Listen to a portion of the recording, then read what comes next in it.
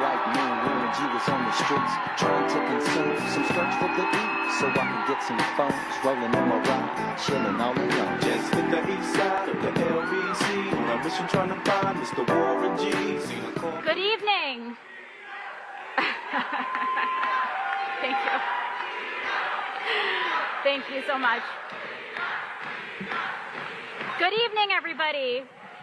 My name is Lina Khan, and I'm honored to be here with you as we work to elect Zohran Mamdani, the next mayor of New York City. I support Zohran because I want this to be a city where all New Yorkers can build a good life. For too many, that good life feels increasingly remote. Right now, we have an economy where a handful of modern-day robber barons wield extraordinary power. They hold enormous control over our paychecks, our bills, our time, and our futures. These oligarchs don't just make us pay more as we earn less. They actually think it is their right to buy our elections, rig the rules, and handpick leaders who will serve their interests over everybody else's. And we feel the consequences. So many New Yorkers are just barely keeping up and scraping by, one accident or illness away from falling behind. The good news is that nothing about any of this is inevitable. Generations ago, the American people took on the robber barons who were squeezing workers, small businesses, and families all across this country. They took on corrupt oligarchs who thought that they were above the law. We won back then, and with a new generation of leaders like Zohran, we can win again.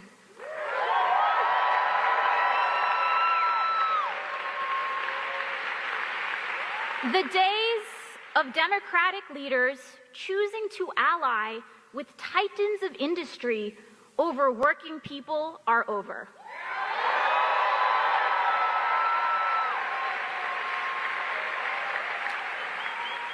As we've seen since January, the oligarchs will not defend democracy, and when given the choice, they have chosen self-enrichment and profit over any commitment to the rule of law and the fundamental values of this country.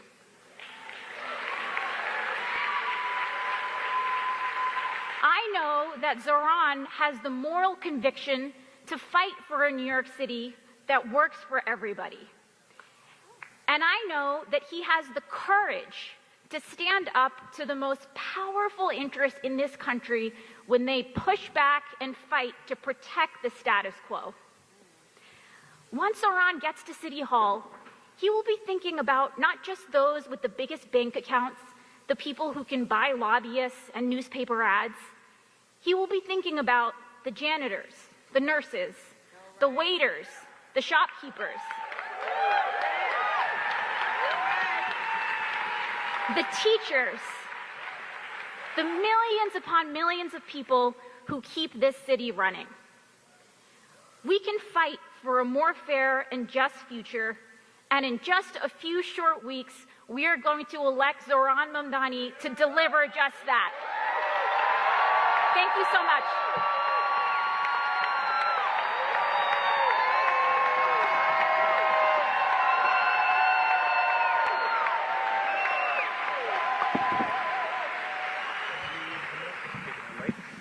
Clap it up for these guys. It's pretty good. That word is up.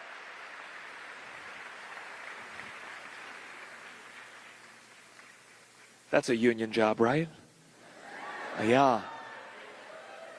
I understand the importance of unions because I'm an actor. I am a member of SAG-AFTRA. Yes. The job that got me, I was in an episode of Law and Order SVU. Thank you. I played Ice-T's waiter.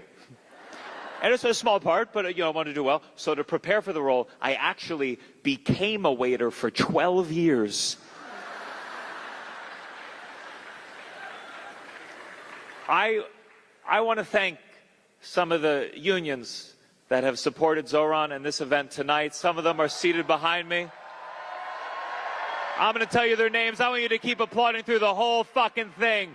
32 BJSEIU, 1199 SEIU, the Actors Equity Association, CIR SEIU, CWA, DC 37, HTC, IATSE 161, NISNA, OPEIU 153, PSC, CUNY, Teamsters Local 804, UAW 9A, UFT, Unite Here 100.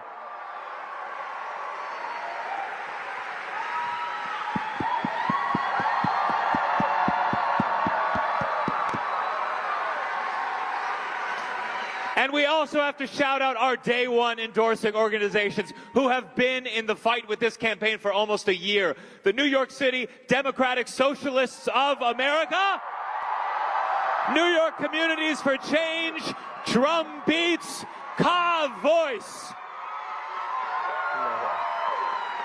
And next, please welcome to the stage Chief Accessibility Officer for the MTA, Q Arroyo.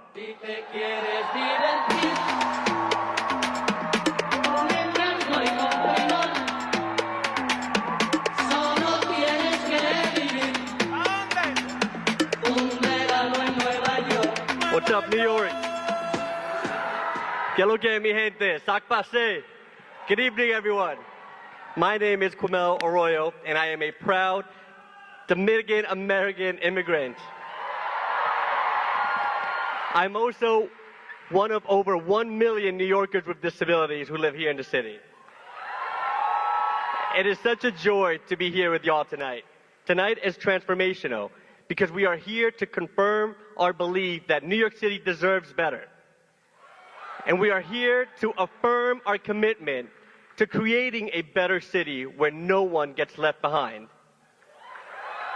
Together, we can shine a light so bright that no New Yorker will ever feel invisible. And for the last decade, I have worked to ensure equal access to transportation for each and every one of you, but also for every parent, every caregiver with a child in a stroller, every aging New Yorker, and each one of our 60 million plus tourists that visit us every year. Accessibility is universal, and it benefits each and every one of us. It allows us to live and age here in New York with grace and enjoy all that the city has to offer. But for too long, our leaders have forgotten New Yorkers with disabilities. So what are the penalties for not filing your taxes? Here's the damage. There are two different penalties you'll be hit with. The first is the interest on the money owed, which is 8% and updates quarterly. The second and far more severe penalty is the non-filing penalty, which is 5% a month and maxes out at 25%. Let's say you owe the IRS $30,000. Every month, you'd pay around $200 a month in interest, but $1,500 a month for not filing. And every day, that balance would grow and grow. If you're in this situation, you have options. You can ask for a first-time penalty waiver and even try to get your debt reduced. It's not easy, but possible. If you need help, take a look at our company. We specialize in back taxes. Click below to get back on track. We have been failed by those with their own agendas, those who care more about holding on to power to remain relevant and serve their own egos. Government only works when people like you and I do our part to elect honest and caring people who want to serve. And in Zohran Mamdani, we have that kind of leader. I am here today because I am inspired by Zohran and this campaign that all of you have built. I am excited about the prospect of an administration that does right by families with children with disabilities, that listens to their needs and their asks. They have been begging for access to equitable housing, education, and jobs. And above all, I am excited about an administration that sees beyond a disability and is curious about what we have to contribute. Friends, this is only the beginning. We have to act now and make our voices heard. First, with our vote, and then with our continued engagement.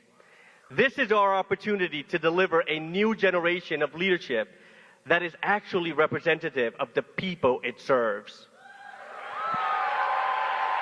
I trust that we will do our part on Election Day, but I challenge each and every one of you to maintain this energy, to jump into the ring with us in government, to ensure continued success. And before we leave, I have to ask a couple of more things of you. Friends, never mistake a disability for an inability. Remember that low expectations lead to low outcomes. Never conflict age, years of service with understanding, or confuse age and experience for interest or care. Tonight is transformational, and I am excited for the change that will come, and I hope each of you understand the importance of your role in this fight. November 4th is only the start. Our work for better New York has just begun. Thank you.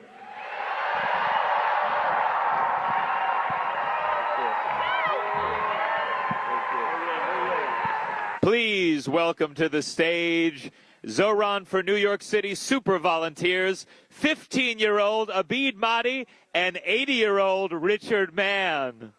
Well, you can